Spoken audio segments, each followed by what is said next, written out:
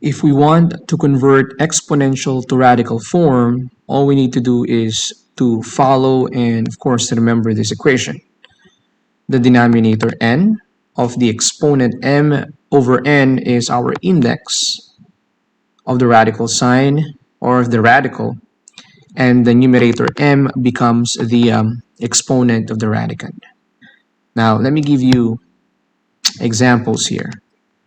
So for this one, this is going to be equal to the fourth root of x raised to 3. The denominator becomes the index. That number 3 becomes the exponent of the radical. We cannot simplify that any further, so that will be the answer. Here we can express this as cube root of xy squared. And if we want to distribute that exponent 2 to x and y, this will be equal to x squared and of course y squared, cube root of that. Okay? Let's go to this third example. Again, that denominator 5 of our exponent will become the index. And then this will be 2xy raised to 4. Let's distribute that 4 to positive 2, x and y. So 2 raised to 4, x raised to 4, and y raised to 4. Fifth root. Now we all know that 2 raised to 4 means 2 times 2 times 2 times 2, which is equal to 16. X raised to 4 and then y raised to 4. So this is the fifth root, right? And this is our answer. Let's go to a more challenging examples. Okay, so first we will convert this into radical, and then we will simplify if we can simplify this. Okay, so this is the sixth root of x squared y raised to 3 raised to 7. And then we will distribute that 7 to x squared and y raised to 3. When we do that, we will multiply the exponents. So this is going to be x raised to 14 and then times y raised to 21, 6th root of that. Now I think we can simplify this. Maybe you're asking, how will you know if you can simplify a radical with exponents? Well, look at the exponents. If the exponents of the radicands, that's 14 and 21, are greater than the index, we can simplify it. These first three examples are the examples that we cannot simplify because the exponents of the radicands, so that's 3 here, is less than 4, the index.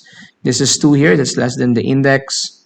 There's 4 here, and that's less than 5. So we cannot simplify these 3 examples any further. But this, we can simplify it. How, of course? That's the question.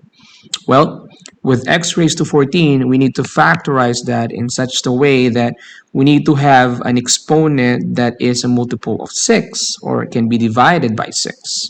That number is 12. So we can express x raised to 14 as x raised to 12 times x raised to 2. The y raised to 21 can be expressed as y raised to 18 because 18 is a multiple of 6, or a number that is divisible by 6 times y raised to 3.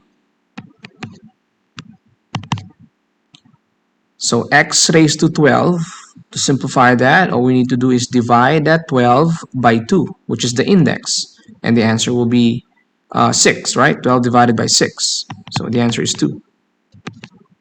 The y raised to 18, we will divide that 18 by 6 because the index is 6. So y raised to 3. And that will leave us with this answer. X squared y raised to 3. Okay. Let's go to the last example. Okay.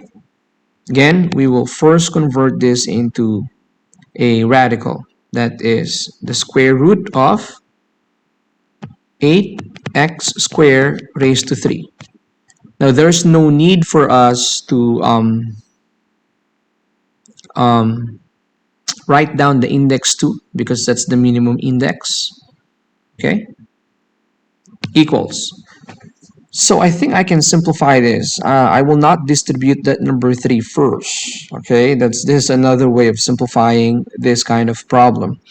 What I'm going to do is I will factorize that. So x square times 8x squared.